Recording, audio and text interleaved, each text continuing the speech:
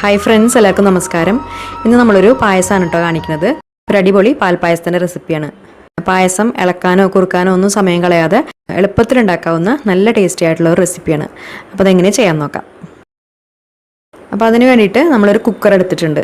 ഇതിലേക്ക് ആദ്യം ഒരു 5 ടേബിൾ സ്പൂൺ ഉണക്കലരി നന്നായിട്ടൊന്ന് കഴുകിയെടുത്തിട്ടുണ്ട്. അത് ചേർത്ത് കൊടുക്കാം. ഈ ഒരു പായസം നമുക്ക് ഉണക്കലരിക്ക് പകരം പച്ചരി വെച്ചിട്ടും ചെയ്യാം. പക്ഷേ പാൽപ്പായസത്തിൻ്റെ കറക്റ്റായിട്ട് ടേസ്റ്റ് കിട്ടുക ഉണക്കലരി വെച്ചിട്ട് ചെയ്യുമ്പോഴാണ്. ഇനി ഇതിലേക്ക് നമ്മൾ പാല് ചേർത്ത് കൊടുക്കണം. അപ്പോൾ 1 ലിറ്റർ പാലാണ് എടുത്തിട്ടുള്ളത്. പായസത്തിനൊക്കെ എപ്പോഴും നമ്മൾ നല്ല കട്ടിയുള്ള ഫുൾ ഫാറ്റ് മിൽക്ക് തന്നെ എടുക്കണം. അപ്പോഴാണ് പായസം നല്ല ടേസ്റ്റ് ഉണ്ടാവുക. പിന്നെ അതിൻ്റെ കൂടെ തന്നെ ഒരു 1/2 കപ്പ് വെള്ളവും ചേർത്ത് കൊടുക്കാം. പിന്നെ അതിലേക്ക് നമുക്ക് മധുരം ചേർത്ത് കൊടുക്കണം. അപ്പോൾ നമുക്ക് എത്രത്തോളം മധുരം വേണം വെച്ചാൽ അതിനനുസരിച്ച് ചേർക്കാം. നമ്മളിപ്പോൾ ഇവിടെ ഒരു 1/2 കപ്പും 2 ടേബിൾ സ്പൂണും പഞ്ചസാരയാണ് ചേർത്തിരിക്കുന്നത്. 1/4 കപ്പോ അല്ലെങ്കിൽ 1 കപ്പ് വരെയൊക്കെ എടുക്കാം. നമ്മുടെ മധുരത്തിനനുസരിച്ച് ചേർക്കാം. എന്നിട്ട് നമുക്ക് ഫ്ലെയിം ഓൺ ചെയ്യാം. ഇനി ഈ പാല് നന്നായിട്ടൊന്ന് തിളപ്പിച്ചെടുക്കണം. അപ്പോൾ അതുപോലെ ഇടയ്ക്കിടയ്ക്കൊന്ന് ഇളക്കി കൊടുത്തിട്ട് തിളപ്പിച്ചെടുക്കുക. അപ്പോൾ ഈ ഒരു റെസിപ്പിക്ക് വേണ്ടിയിട്ട് നമ്മൾ കുക്കർ എടുക്കുമ്പോൾ ഒരു 5 ലിറ്ററിൻ്റെയോ അല്ലെങ്കിൽ 7 ലിറ്ററിൻ്റെയൊക്കെ കുക്കർ ഉണ്ടെങ്കിൽ അത് എടുക്കാം കേട്ടോ നല്ലത്. ഇതിലിനി നമ്മൾ ഈ കുക്കറിൽ ഇതെല്ലാം കൂടിയിട്ട് അടച്ചു വെച്ചിട്ട് വേവിച്ചെടുക്കുകയാണ് ചെയ്യുക. അപ്പോൾ ചെറിയ കുക്കറൊക്കെ ആണെങ്കിൽ വിസിലടിച്ചിട്ട് പാലൊക്കെ പുറത്തേക്ക് പോകാൻ ചാൻസ് ഉണ്ട്. അപ്പോൾ 5 ലിറ്ററിൻ്റെയോ അല്ലെങ്കിൽ 7 ലിറ്ററിൻ്റെയൊക്കെ കുക്കർ ഉണ്ടെങ്കിൽ അതെടുക്കുകയാണ് നല്ലത്. പിന്നെ അതുപോലെ തന്നെ നമ്മൾ ഈ പായസത്തിന് വേണ്ടിയിട്ട് കുക്കർ എടുക്കുമ്പോൾ നന്നായിട്ട് കഴുകി വൃത്തിയാക്കിയിട്ട് വേണം എടുക്കാൻ. നമ്മുടെ കയ്യിലുള്ളത് കറികളൊക്കെ വയ്ക്കുന്ന കുക്കറാവും. അതിൽ എണ്ണയുടെയും മസാലയുടെയൊക്കെ അംശങ്ങളുണ്ടെങ്കിൽ നന്നായിട്ട് കഴുകിയിട്ടില്ലെങ്കിൽ പായസം പിരിഞ്ഞു പോവും. അപ്പോൾ നന്നായിട്ട് കഴുകി വൃത്തിയാക്കിയതിന് ശേഷം വേണം കുക്കർ എടുക്കാൻ.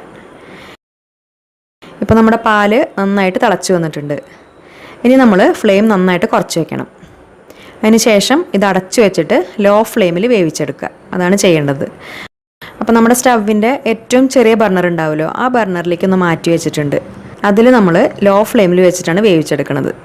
അരമണിക്കൂറാണ് നമ്മളത് വേവിച്ചെടുക്കേണ്ടത്. അതായത് ഒരു 30-35 മിനിറ്റ് വരെ വേവിച്ചെടുക്കാം. ചെറിയ ഫ്ലെയിമിൽ വെച്ചിട്ട് വേവിച്ചെടുക്കുക. പ്രത്യേകിച്ച് പണികളൊന്നുമില്ല, അതങ്ങനെ അവിടെ ഇരുന്ന് ആയിക്കോളും. നമുക്ക് വേറെ എന്തെങ്കിലും പണികളൊക്കെ ഉണ്ടെങ്കിൽ ആ സമയം കൊണ്ട് ചെയ്ത് തീർക്കാം. എന്നിട്ട് 35 മിനിറ്റ് ആയി കഴിഞ്ഞാൽ ഫ്ലെയിം ഓഫ് ചെയ്യാം. അതിനുശേഷം അതിലെ പ്രഷർ മുഴുവനായിട്ട് മാറിക്കഴിഞ്ഞാൽ നമുക്കത് പെട്ടെന്ന് തന്നെ തുറക്കുകയും ചെയ്യാം. പിന്നെ നമ്മളത് കുറേ നേരം വെക്കേണ്ട ആവശ്യമില്ല. 1/2 മണിക്കൂറോ 1 മണിക്കൂറൊന്നും വെയിറ്റ് ചെയ്യേണ്ട ആവശ്യമില്ല. പ്രഷർ മുഴുവനായിട്ട് പോയി കഴിഞ്ഞാൽ പെട്ടെന്ന് തന്നെ തുറന്നിട്ട് സെർവ് ചെയ്യാം. ഇവിടെ ഇപ്പോൾ നമ്മൾ ഈ ചെറിയ ബർണറിൽ വെച്ചുകൊണ്ട് വിസിലടിച്ചിട്ടുണ്ടായിരുന്നില്ല.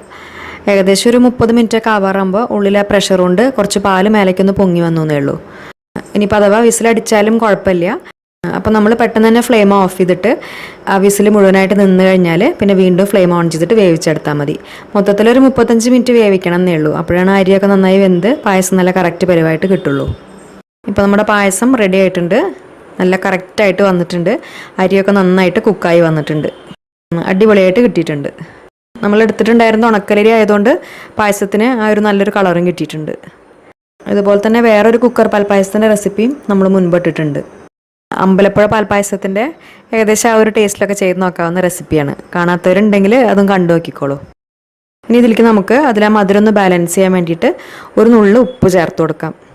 പിന്നെ പാൽപ്പായസത്തിൽ നമ്മൾ നെയ്യൊന്നും ചേർക്കാറില്ല. ഫ്ലേവറിന് വേണ്ടിയിട്ട് ഏലക്കപ്പൊടി ചേർക്കാറില്ല. അതുപോലെ അണ്ടിപ്പരിപ്പ് മുന്തിരി ഒന്ന് റോസ്റ്റ് ചെയ്ത് ചേർക്കാറില്ല. ഈ പായസം ഇങ്ങനെ തന്നെ കഴിക്കാനാണ് ടേസ്റ്റ്. ഇനിയിപ്പോൾ നിങ്ങൾക്ക് അതൊക്കെ വേണമെന്നുണ്ടെങ്കിൽ അതൊക്കെ ചേർക്കാം. പക്ഷേ അവസാനം നമ്മളിതിലേക്ക് ഒരു 3-4 തുളസിയില ഇടുന്നുണ്ട്. നമ്മൾ അമ്പലത്തിൽ നിന്നൊക്കെ കഴിക്കുന്ന പാൽപ്പായസത്തിൻ്റെ ആ ഒരു ടേസ്റ്റ് കിട്ടാൻ വേണ്ടിയിട്ട്. അപ്പോൾ ഈ റെസിപ്പി എല്ലാവർക്കും ഇഷ്ടമായി എന്ന് വിചാരിക്കുന്നു. ഈ രീതിയിൽ ചെയ്യാത്തവരുണ്ടെങ്കിൽ എന്തായാലും ഒന്ന് ഉണ്ടാക്കി നോക്കുക. എന്നിട്ട് ഫീഡ്ബാക്സൊക്കെ മറക്കാതെ അറിയിക്കുക. പിന്നെ ഈ വീഡിയോ നിങ്ങൾക്ക് ഇഷ്ടപ്പെടുകയാണെങ്കിൽ ലൈക്ക് ചെയ്യാനും ഷെയർ ചെയ്യാനും കമൻറ്റ് ചെയ്യാനും ചാനൽ സബ്സ്ക്രൈബ് ചെയ്യാനും മറക്കരുത്.